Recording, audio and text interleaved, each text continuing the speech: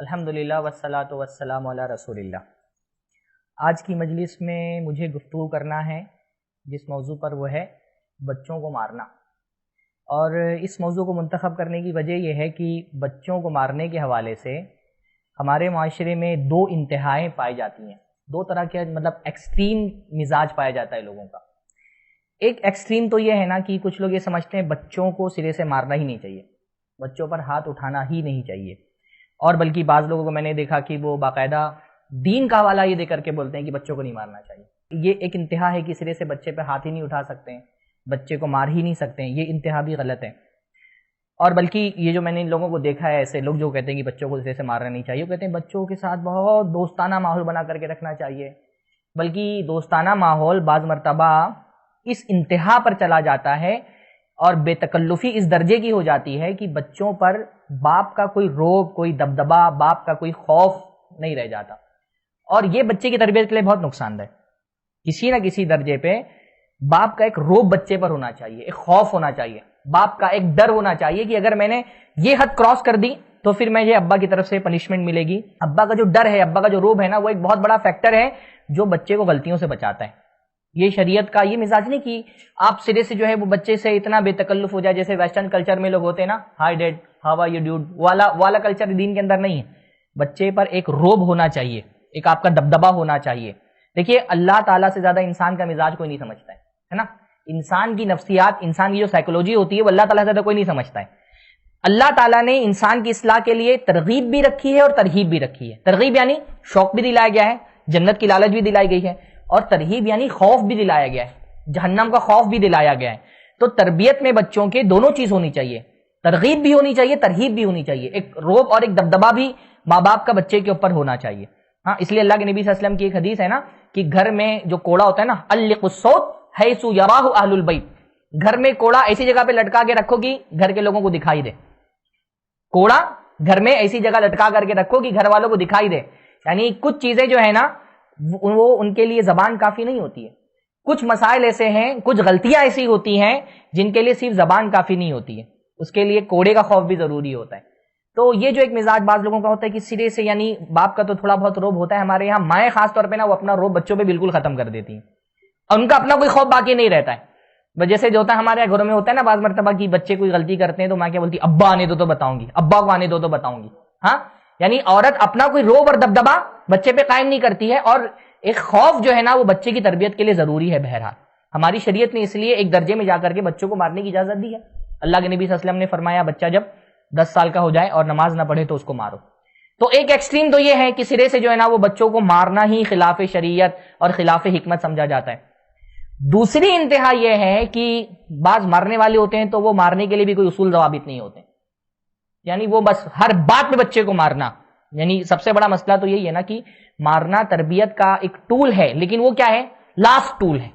آخری درجے میں بچے کو آپ نے سارے جو ہے نا جو اصلاح کے طریقے ہوتے تھے وہ سب آزما کے دیکھ لیے، اور بچہ کسی بڑی غلطی میں ملوث ہے اور وہ اس کی اصلاح نہیں ہو رہی ہے، تب جا کر کے اس کو مارنا ہے۔ مارنا جو ہے وہ کیا ہے؟ سب سے آخری مرحلہ ہے تربیت کا۔ آپ نے بچے کو سمجھا لیا، بچے کو کنونس کر کے دیکھا، اس کے جو کوئی شبہات تھے، کوئی پرابلمز تھے وہ بھی آپ نے سن لیے، آپ نے ان کو بھی حل کرنے کی کوشش کی، بچہ پھر بھی مان کر کے نہیں دے رہا ہے، آخری مرحلے میں کیا کرنا ہے؟ مارنا ہے۔ نے فرمایا 7 سال سے ہی نماز کی تربیت کرنا، نماز کا حکم دینا شروع کر دو۔ اب 10 سال کا ہو گیا، 3 سال تک کہ آپ کو سمجھاتے رہیں، اس کو کنونس کرتے رہیں، اس کو شوق دلاتے رہیں، اس کو نماز کے فائدے بتاتے رہیں، 3 سال آپ نے اس کی تربیت کی ہے اس مسئلے پہ۔ اب 10 سال کا ہونے کے بعد جب وہ نماز نہیں پڑھ رہا ہے تو آپ اس کو مار رہے ہیں۔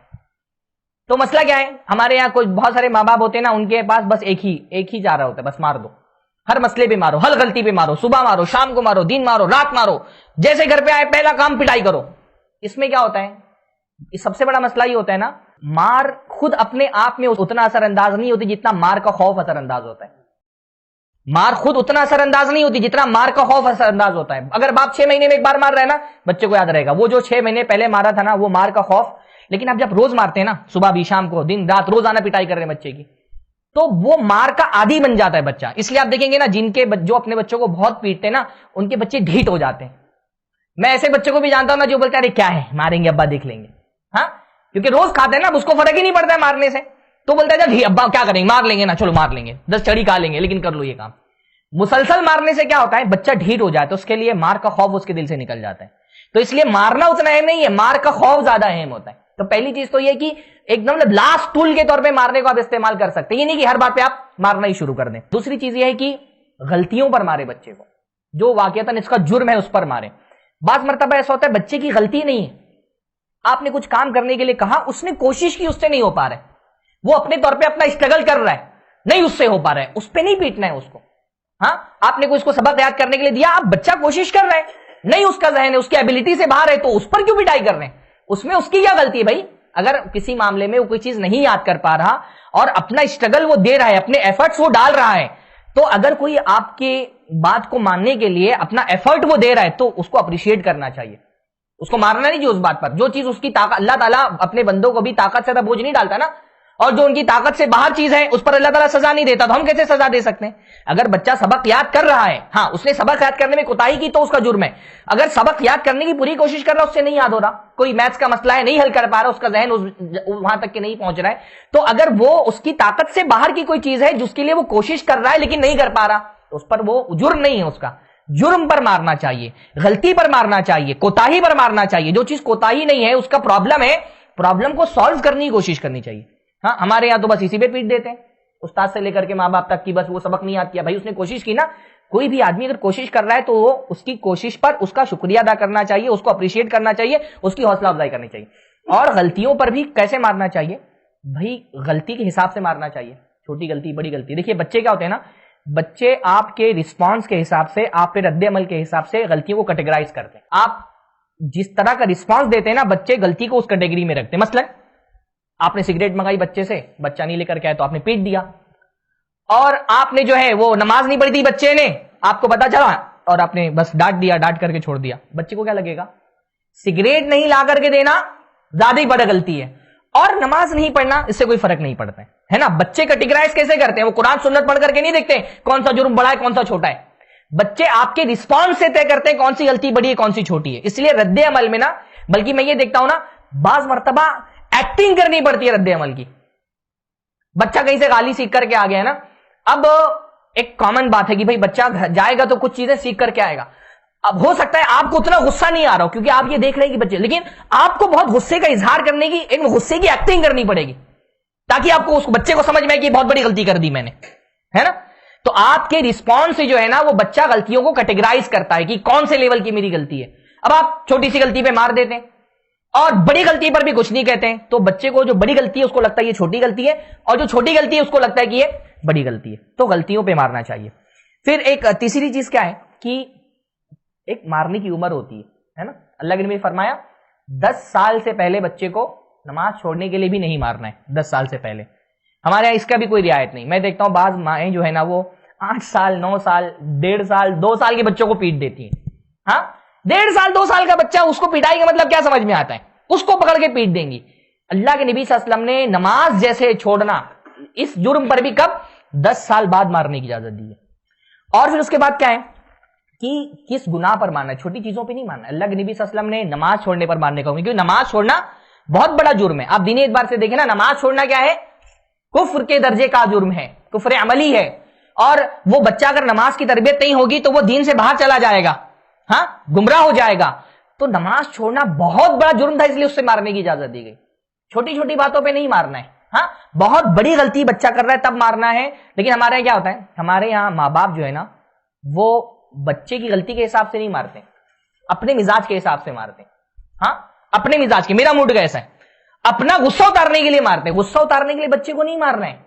ہاں، صورتحال کیا ہے کہ وہ باپ جو ہے نا وہ آفس میں باس سے گالی سن کر کے آ رہے ہیں اور مینیجر کی ڈانٹ سن کر کے آ رہے ہیں. ابھی وہ ٹینشن میں گھر پہ آیا، چچی کی چھوٹی سی غلطی تھی، پورا جو غصہ باس کا اور مینیجر کا تھا نا وہ بچے پہ اتار دیا اپنے. ہاں، بھائی جو ہے وہ کسی اور ٹینشن میں ہے، ہاں اس کے اپنے باہر مسائل چل رہے ہیں دوستوں سے، بیوی سے، سارا غصہ بھائی پہ اتار دیا، چھوٹے بھائی پہ. چھوٹا بھائی تو ایسے دھنا جاتا ہے. ہاں، ماں باپ تو مارتے ہیں، بھائی الگ مارتا ہے. ہاں، ماں جو ہے وہ ساس سے کچھ جھگڑا ہو گیا اور نند سے جھگڑا ہو گیا، سارا غصہ وہ نہیں، بچہ جو ہے نا، بچہ جو ہے وہ پنچنگ باکس بن جاتا ہے. جس کو بھی کوئی ٹینشن ہو، گھر میں ایک بچہ ہے پنچنگ باکس کی طرح، اپنا سارا غصہ بچے پہ اتار دو. بھائی الگ غصہ اتار رہے ہیں، بہنیں الگ غصہ اتار رہی ہیں، ماں الگ غصہ اتار رہی ہے، باپ الگ غصہ اتار رہے ہیں. یعنی میں نے یہ دیکھا ہے نا، بعض عورتوں کا ساس سے جھگڑا ہو گیا، ساس کو جلانے کے لیے بچے کو مار رہی ہے، دیکھا ہوگا آپ نے بھی، ساس سے جھگڑا ہوا نا، ابھی ساس کو تو نہیں مار سکتی ہے، تم کو نہیں مار سکتی ہوں، تمہارے پوتے کو مارتی ہوں، اب تم کیا کرو گی؟ ہاں، ساس کو جلانے کے لیے، نند سے جھگڑا ہو گیا اس پہ اتار رہی ہے، شوہر سے جھگڑا ہو گیا، اب شوہر کو تو کچھ نہیں کر سکتی، اب شوہر کو جلانے کے لیے بچے کو مار رہی ہے۔ ہم ظلم کو، یعنی ہمارے ماتحت جو ہوتا ہے نا، اس پر ظلم کرنے کو ہم ظلم ہی نہیں سمجھتے سرے سے، یہ ہمارے ماتحت ہے، یہ تو ہم یہ تو ہمارا غلام ہے، ہم تو اس کے مالک بن گئے، تو ہم جو کریں وہ کریں، وہ حقیقت میں بھی غلام ہوتا تو بھی آپ ظلمن ماریں گے، اللہ تعالیٰ کا جواب دینا پڑے گا، ایک ایک تماچے کا، ایک ایک کوڑے کا حساب دینا پڑے گا۔ آپ کا بچہ ہے تو کیا آپ کچھ بھی کریں گے کچھ نہیں ہوگا؟ غلام بھی ہوتا، اللہ کے نبی صلی اللہ علیہ وسلم کے ایک صحابی نے غلام کو تماچا مار دیا، ایک لونڈی کو مار دیا، اللہ کے رسول صلی اللہ علیہ وسلم کو جب پتا چلا تو اللہ کے رسول نے اتنا ڈرایا اتنا ڈانٹا ان کو کہ انہوں نے کہا اللہ کے رسول میں آزاد کرتا ہوں اس کو۔ لونڈی کو مارنے پر اللہ کے نبی نے اتنا ڈرایا کہ کہا کہ میں آزاد کرتا ہوں، آپ کا بچہ آپ کا غلام ہے، آپ جو بھی کریں گے اللہ تعالیٰ کا جواب نہیں دینا پڑے گا۔ الرجل راعٍ علی اہل بیتہ وہو مسئول عنہا، آدمی اپنے گھر والوں پر نگراں ہے، اپنے گھر والوں کے بارے میں جواب دینا پڑے گا۔ ایک تماچا بھی آپ نے اگر ظلمن مارا ہے بچے کو، یہ سوچیں کہ قیامت کے دن جواب دینا پڑے گا اس کے لیے آپ کو۔ ہم نے حلوہ سمجھا ہوا اس کو، غصہ اتارتے ہیں بچوں پر، ہاں۔ اور پھر شریعت نے مارنے کی اجازت دی ہے، بھائی ہلکی مار لو، مارنا ایذا کے لیے نہیں ہے، اس کو تکلیف پہنچانے کے لیے مارنے کی اجازت نہیں ہے، یہ ایک سائیکولوجیکل ٹریٹمنٹ ہے کہ بچے کو پتا چلے کہ مجھ سے بڑی غلطی ہوئی اس لیے ابا اس درجے پہ چلے گئے، ہلکی مارنے کا۔ جیسے بعض قرآن کی جو مارنے کی آیتیں تو بعض صحابہ نے اس کی تشریح کی کہ بھائی آدھا مسواک لے کر کے مار دو، ٹھیک ہے، ایک اس کو بچے کو یہ پیغام جائے کہ یہ بہت بڑی غلطی میری ہو گئی کہ ابا مجھے مار رہے ہیں۔ ایذا دینے کے لیے نہیں مار رہے ہیں بچے کو، تکلیف پہنچانے کے لیے۔ ہمارے یہاں تو ایسا مارتے ہیں منہ پھٹ گیا، دانت ٹوٹ گیا، سر پھٹ گیا، ہاتھ ٹوٹ گئے، ایسے کتنے معاملات۔ میں بعض باپ کو جانتا ہوں نا، وہ موم بتی کا چھٹکا لے کر کے جلاتے ہیں بچے کو۔ آگ کا عذاب دینا تو حلال ہی نہیں ہے، ہاں، آگ کا عذاب دینا تو حلال ہی نہیں۔ وہ موم بتی آپ جانتے ہیں، ایذا کا ایک طریقہ یہ بھی ہوتا ہے نا، وہ موم بتی لے کر کے پھر اس کا وہ ہے چٹکا دلاتے ہیں۔ آگ کا عذاب دینا تو ویسے بھی حلال نہیں ہے۔ ایذا تکلیف پہنچانے کے لیے بچے کو نہیں مارنا ہے کہ اس کو درد محسوس ہو، بس اپنی ناراضگی کا اظہار کرنے کے لیے مارنا ہے، اور پھر ذلیل نہیں کرنا ہے مارتے ہوئے۔